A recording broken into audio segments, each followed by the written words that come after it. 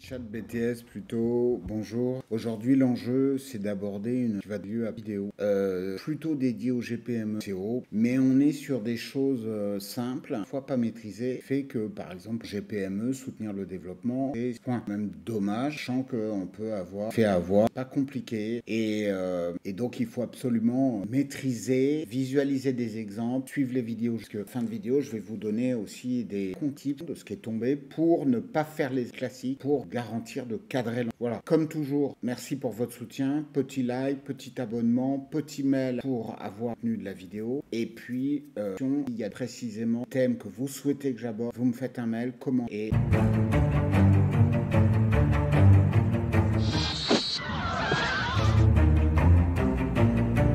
Alors aujourd'hui, on parle d'une chose qui est relativement simple, qui est très importante, qui fait partie du...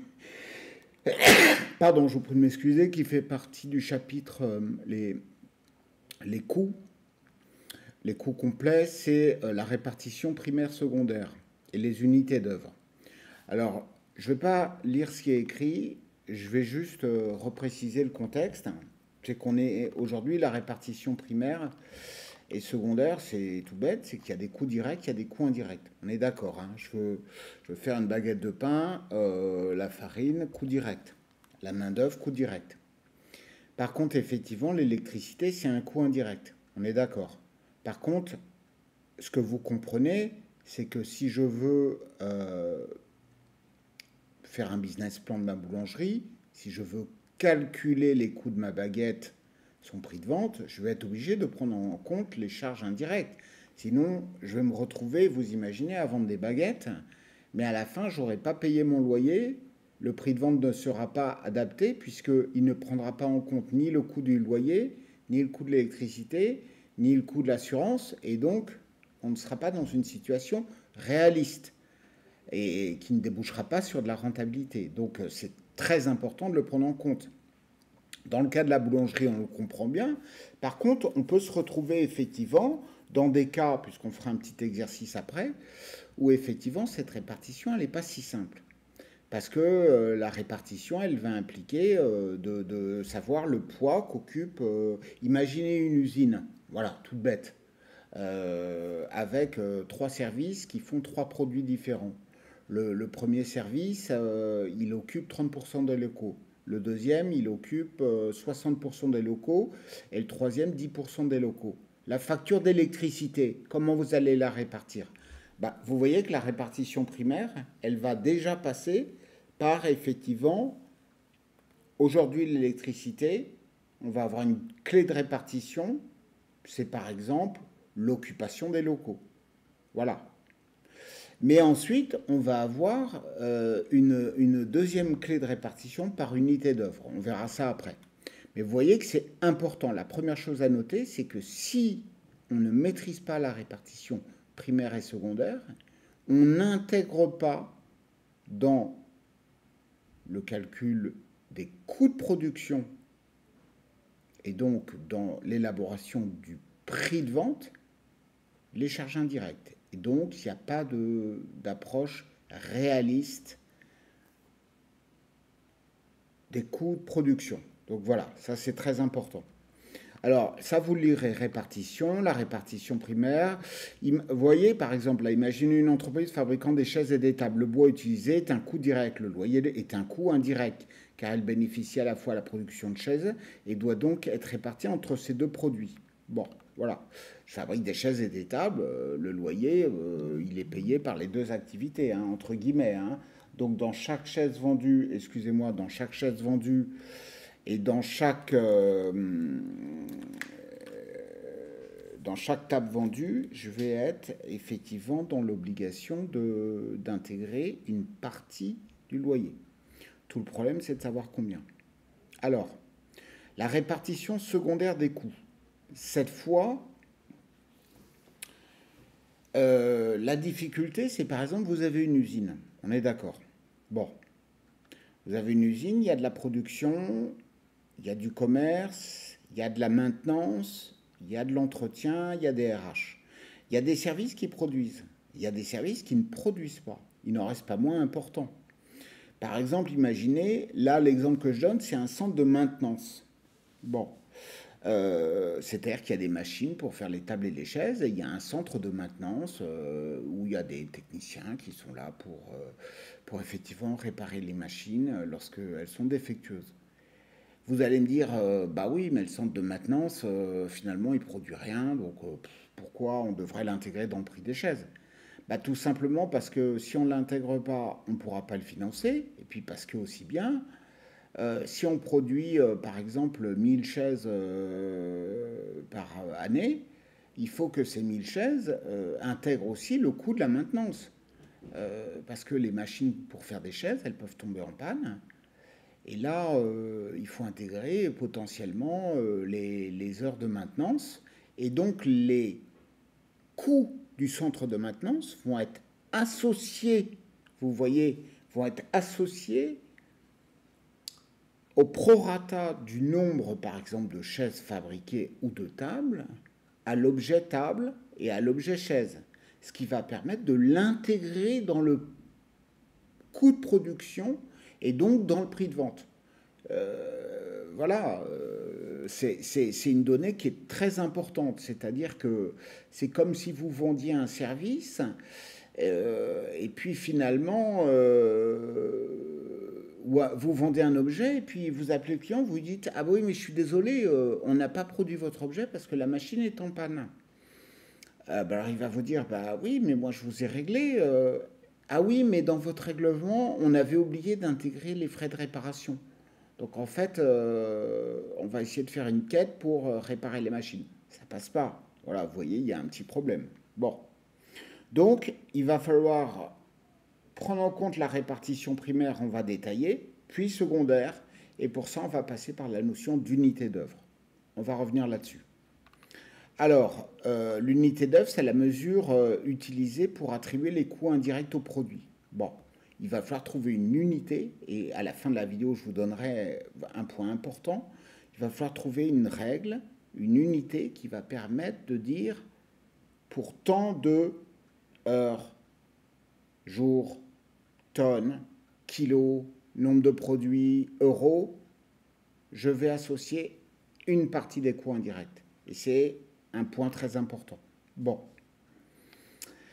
Je donne un exemple là. Si l'électricité est un coût indirect dans l'usine, l'unité d'œuvre pourrait être le nombre d'heures machines utilisées par produit.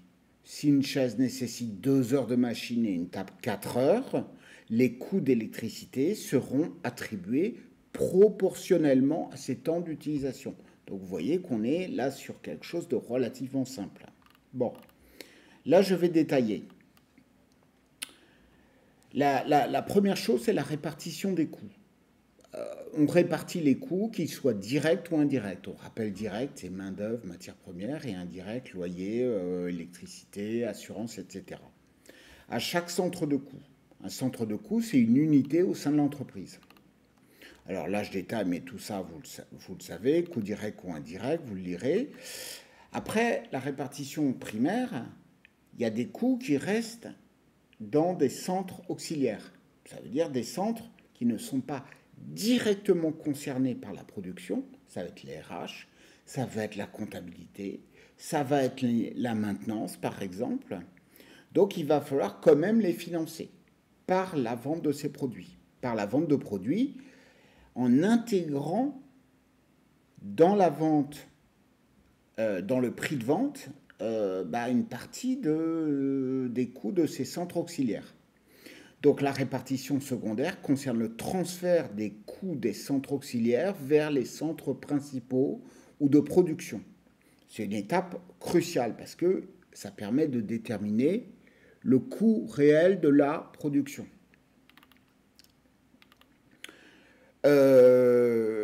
Un exemple, et après on fera un exo. Avant de vous donner le point très important concernant la subtilité dont je vous ai parlé à la fin de la vidéo. Prenons l'exemple d'un centre de coûts auxiliaire, le département de maintenance. Le coût total de la maintenance est d'abord recueilli dans le cadre de la répartition primaire. Ensuite, pendant la répartition secondaire, ces coûts sont distribués au centre de production en fonction des critères comme le nombre d'heures de maintenance. Si le centre de production de chaises utilise 60% du temps de maintenance, il prendra en charge 60% du coût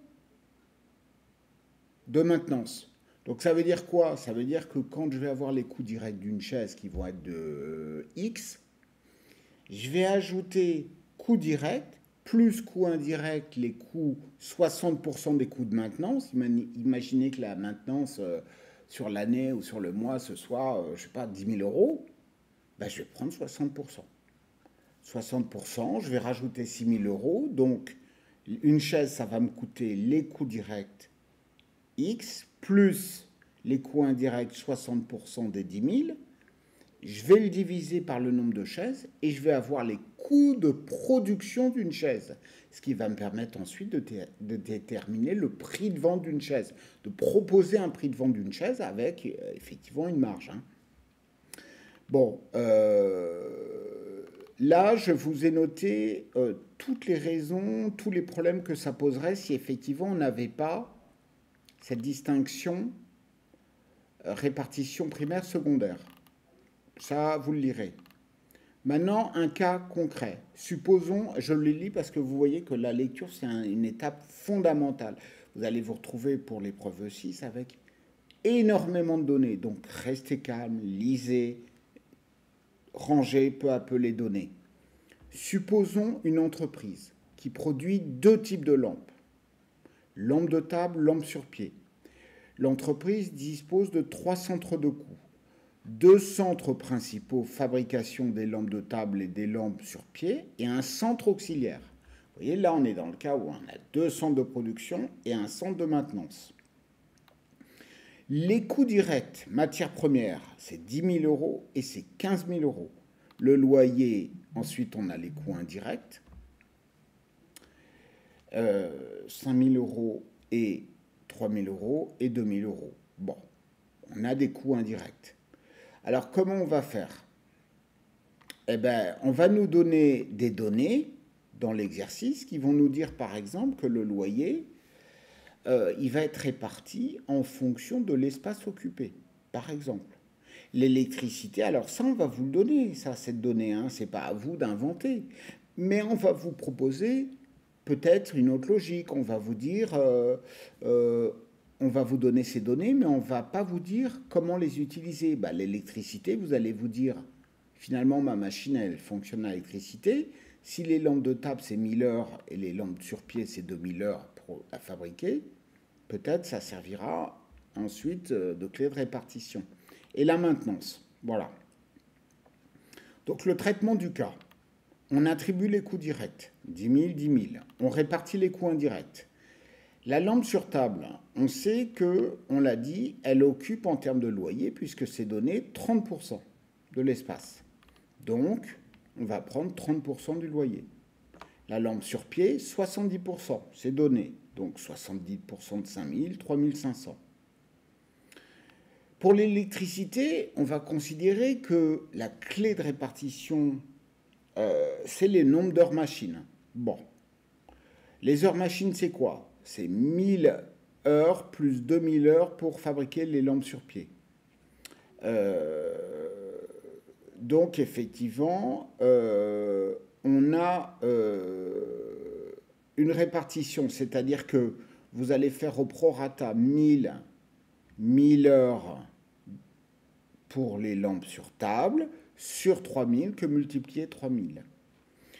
2000 heures pour les lampes sur pied sur 3000, ce qui nous donne un ratio que multiplie le nombre d'heures totales, ça nous donne 2000.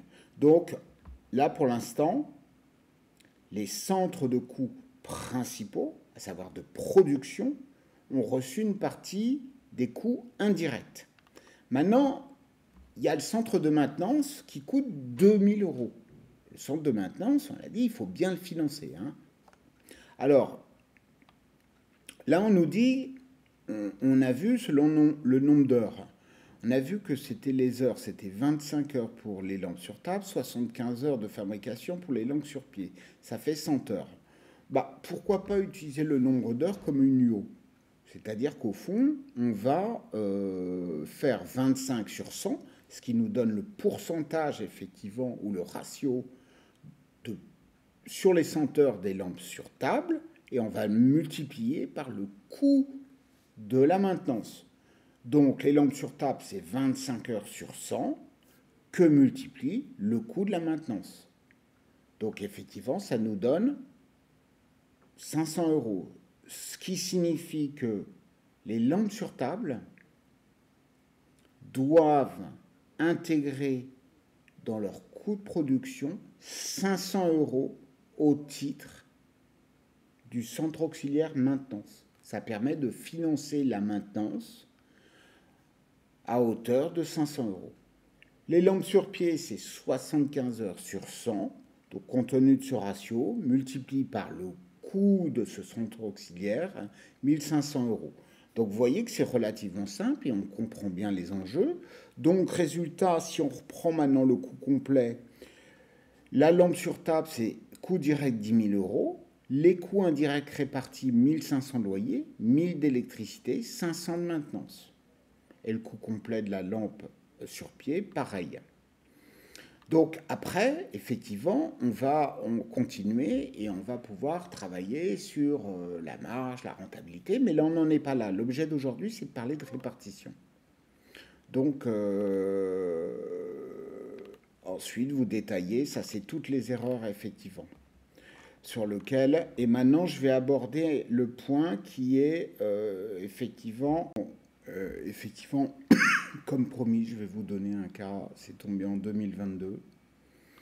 Et c'est important parce que l'erreur que beaucoup d'étudiants ont fait sur ce sujet, ça serait bien que vous évitiez de la refaire, c'est tout bête. On regarde le dossier 2. Participer à l'analyse de l'activité par le calcul et l'analyse des coûts et des résultats. OK. Bon, le reste, c'est pas notre objet pour l'instant. C'est le dossier 2. On va reprendre le dossier 2 et vous allez voir, c'est tout bête. Mais sauf qu'il faut juste lire. Alors, dossier 2, participer à l'analyse de l'activité. OK. Alors, on va prendre le dossier 2. Voilà. Alors, vous êtes chargé de calculer le coût de revient. Alors, ils nous disent quoi dans le sous-sujet, blablabla. Ils veulent construire un pont. Voilà. C'est un chantier, etc. Ils veulent le facturer, ils veulent calculer la marge. C'est pas difficile. Bon. Calculer le coût de revient de la construction du parking et analyser la pertinence du prix envisagé pour le chantier du parking aérien. Bon. C'est l'annexe 5. Alors, on va regarder. Pour l'instant, le coût, c'est des données que vous connaissez. La marge aussi. On reviendra de toute façon là-dessus. Je prends l'annexe 5 et vous allez tout de suite voir le piège. Annexe 5. Alors, j'ai quoi? J'ai de la matière première, j'ai des fournitures, j'ai de la main-d'œuvre, voilà. Pour l'instant, il n'y a pas de stock. Ça me paraît pas trop compliqué. 154 tonnes d'acier achetées. C'est des charges directement. J'ai des fournitures, donc j'associe tout ça. Il y a de la main-d'œuvre. 3 semaines de pause avec 6 ouvriers, 35 heures par semaine. OK. Donc c'est un coût global, ok. Les frais de déplacement pour les 6 ouvriers, on est d'accord, c'est pour les 6, c'est pas 2850 par ouvrier. Mais ça, c'est pas ça. Bon, une fois que l'étudiant il a calculé les coûts directs, il va falloir rajouter les coûts indirects. C'est là qu'il se retrouve face à ce tableau. Alors l'étudiant, moi j'ai des étudiants en GPME que je salue, j'en ai plusieurs, mais je pense notamment à une classe très brillante, et même certains ont fait l'erreur. Alors ils regardent quoi? Ils se disent nombre d'UO ils se disent UO. Alors ils voient nombre d'UO sur la totalité. Ils se disent, je vais prendre ça, 850 fois 121. Sauf qu'ils oublient de lire correctement. On sait qu'on a acheté de l'acier, d'accord, vous vous souvenez, hein, y a un montant. Sauf que là, le coût de l'UO, ça veut dire que c'est par tonne d'acier, donc 1 tonne. Pour financer le service approvisionnement, ça coûte 121 €. Bon, ok, on est d'accord. Alors on se souvient que l'acier, il y avait 154 tonnes d'acier. Bon, là on lit 850. Pourquoi cette différence? Parce que là, c'est le nombre du haut sur l'exercice comptable, sur la totalité de l'exercice. Donc le problème, c'est que si vous lisez mal, vous dites, ah oui, bah, j'ai des données dans le tableau, je vais les multiplier. Parce que finalement, sinon, on peut me donner des données, on ne me donne pas des données qui ne servent à rien. Si, c'est tout à fait possible. Donc faites gaffe à ça. C'est un truc tout bête. Vérifiez dans les tableaux que tout est utile. Parce que là, finalement, on s'en fout du nombre de données de l'exercice. Ce qui compte, c'est que pour calculer le financement des 154 tonnes de l'acier, pour prendre en compte les coûts d'approvisionnement dans l'acier, dans la vente de l'acier, on doit rajouter 121 € par tonne. Le bureau d'études, bah, il faut bien le financer. Bah, là, c'est encore une fois nombre du haut sur la totalité de l'exercice. Bah, par heure de main-d'œuvre, c'est 3,50. Et donc, finalement, les étudiants, ils ont compris le coût de l'UO, mais ils ont multiplié par le nombre du haut ici. Alors que le nombre du haut ici, c'était pas ça qu'il fallait prendre en compte. C'était le nombre du haut plus haut, les nombres du haut réels. Parce que ça, c'est sur la totalité de l'exercice.